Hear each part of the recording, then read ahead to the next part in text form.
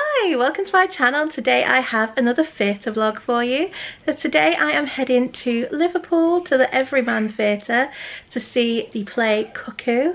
I've kindly been invited to the show's press night and I'm really looking forward to it. I've heard good things. My friends went to it yesterday and she said it's really good, so I'm really looking forward to it. I was supposed to be going with my sister, but unfortunately she can't come, but luckily one of my friends has been able to step in, so hopefully I'm going to meet him at the theatre and it should be a good night. So obviously I will film what I can. Hopefully I'll be able to film a curtain call for you. There won't be any merch for the show, but I'll show you the theatre, show you the view from my seat, and then obviously I'll review the show once I get home. So yeah, I hope you enjoy this little vlog. So I'm just at the tram stop now. I'm much later than I was hoping to be. It is 3 minutes past 4 and my train's due at 4:37, so it's going to be a rush. The time of your life, every single night, the confetti's raining down. You put your hands to the sky, center of the crowd, you're the talk of the town.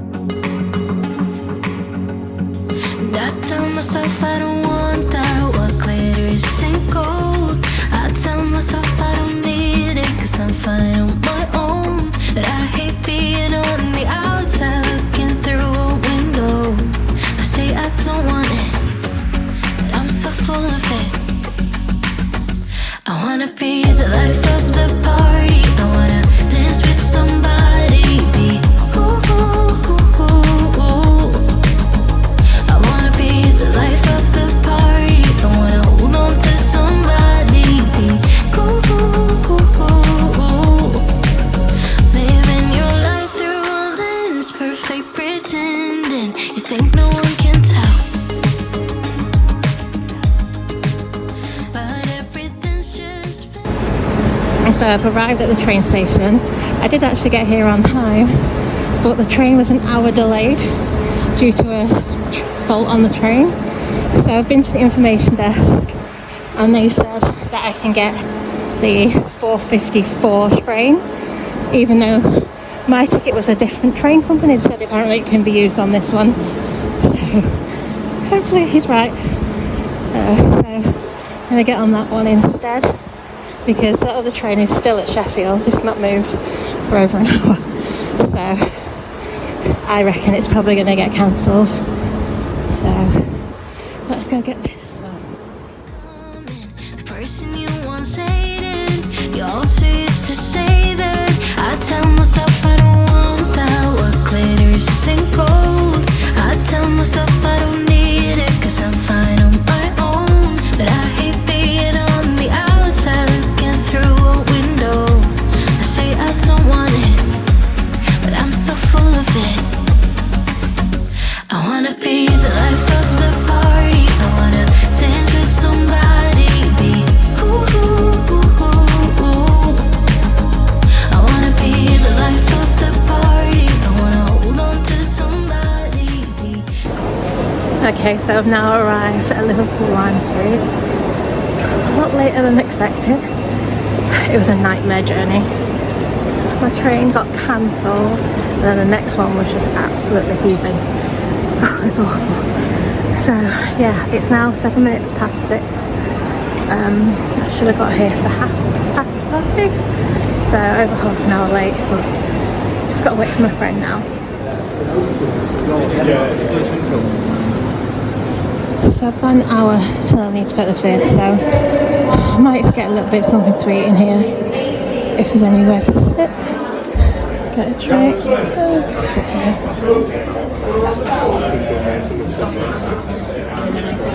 So it's now about 20 past 6, just got my food. Just going to eat this quickly and then head to the theatre. It doesn't start till 7:30, but I need to be there by 4:15, so yeah, just going to eat this and then head to the theatre.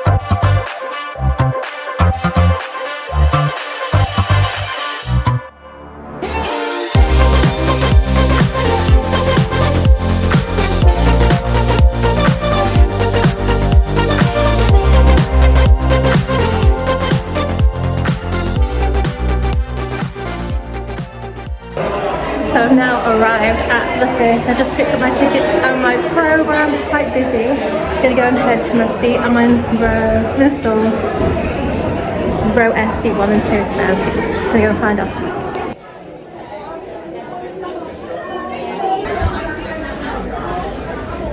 Ooh. Oh, it looks nice. F1 and 2. There we go. It's good at the end, isn't it? Oh.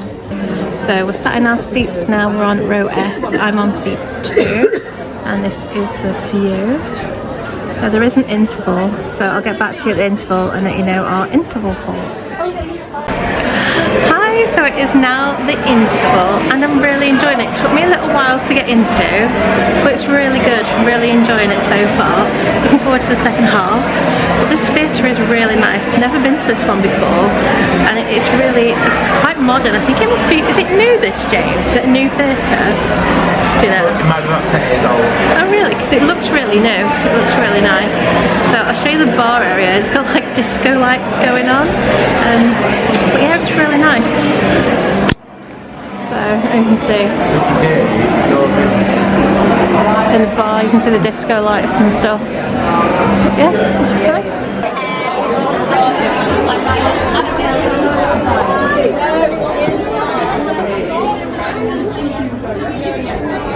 We'll have to stand there for the next Oh look, one.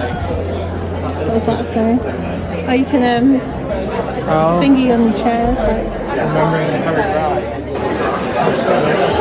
So it's now time for the second act. We're just waiting to get our seats because we're on the end. But we're on row F, seat 1 and 2. And I think I said before, the view's really good. But yeah, really looking forward to the second half now. And obviously I will give you a full review when I get home.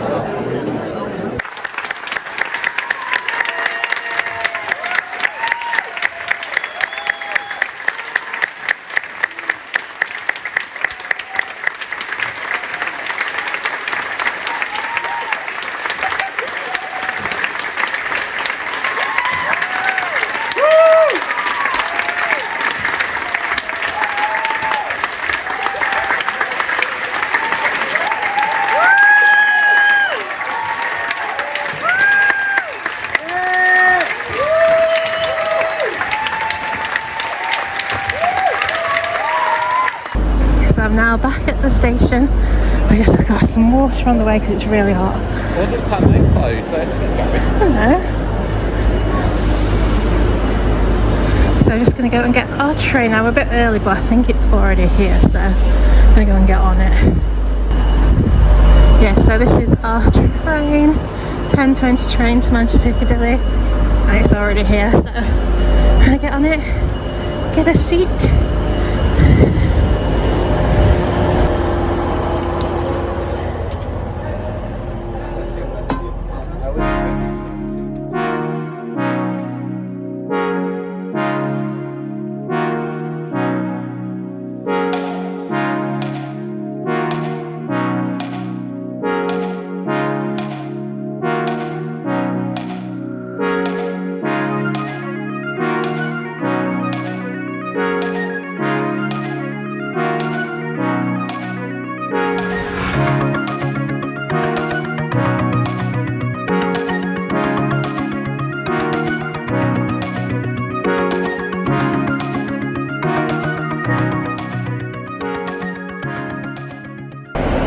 So I'm now back at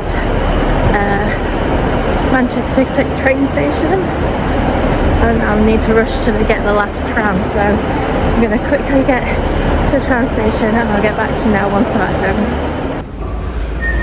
So I've just arrived at the tram station, 7 minutes till my tram, so not too bad. Looking forward to getting home now.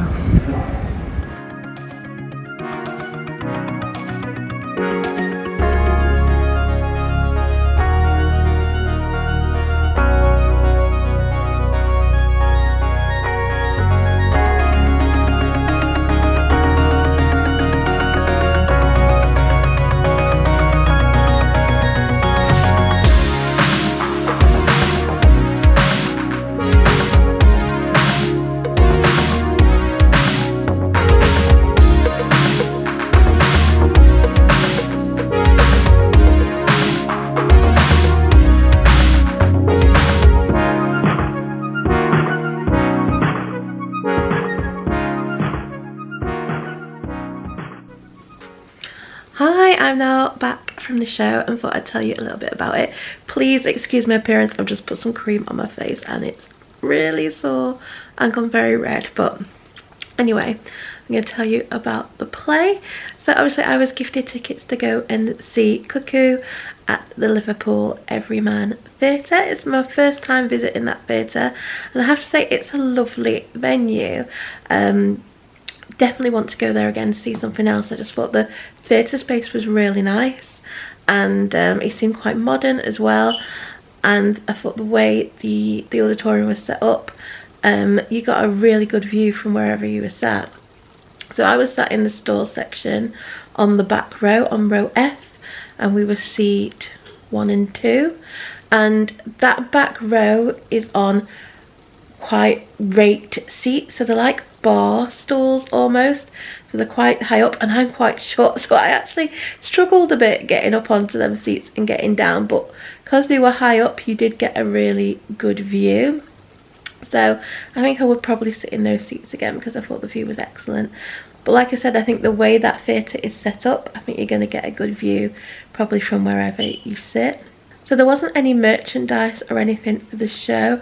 I think the only thing they were selling was the playtext of the play, and I think they were selling these for £5. There wasn't any programmes or anything. They did give out a cast list, so you know the cast and the creative team on there, but those were the only things available. So the play itself is a dark comedy. It's written by playwright Michael Wynne and directed by Vicky Featherstone. And the play tells the story of a multi-generational family from Birkenhead. It features grandmother Doreen, who is obsessed with selling things on e-commerce sites.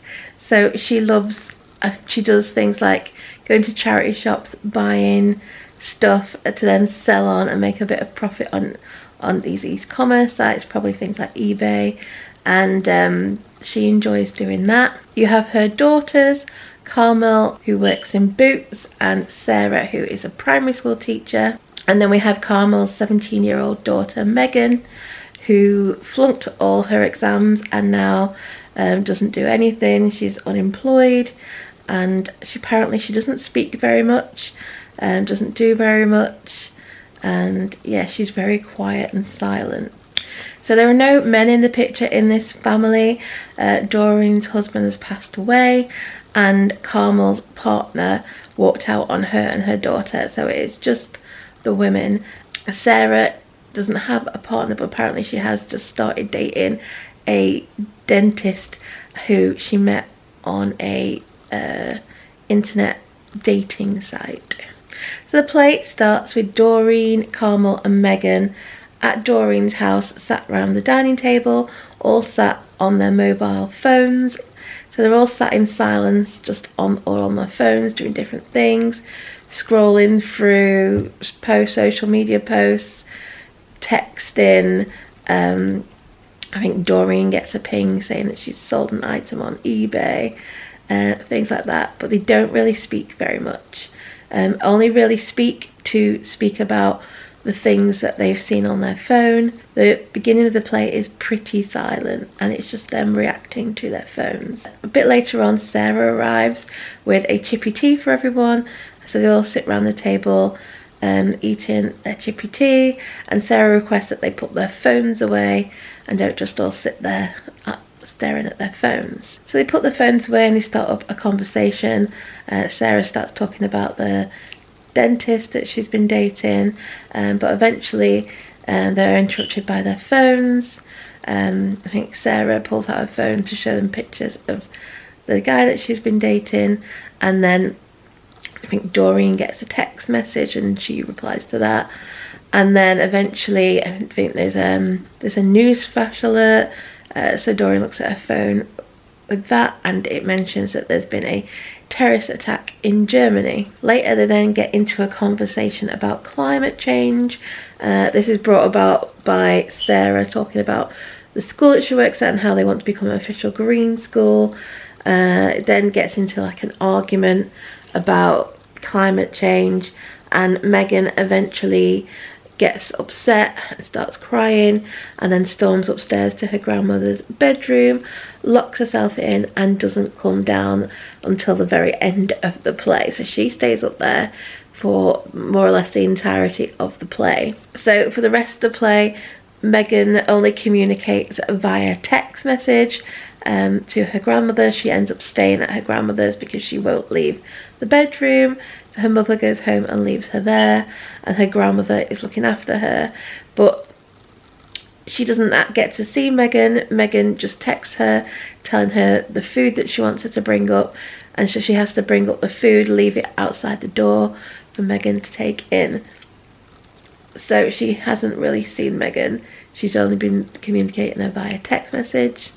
And whilst she's locked away in this room, Megan has been posting like passive aggressive posts on social media about her mother and her father, who she doesn't see, who is estranged, saying how he's the best father even though she doesn't really know anything about him. So whilst Megan is locked away in the grandmother's bedroom, the women in the family try to speculate why she's doing this, why is she behaving this way, and try and think of reasons for her behaviour.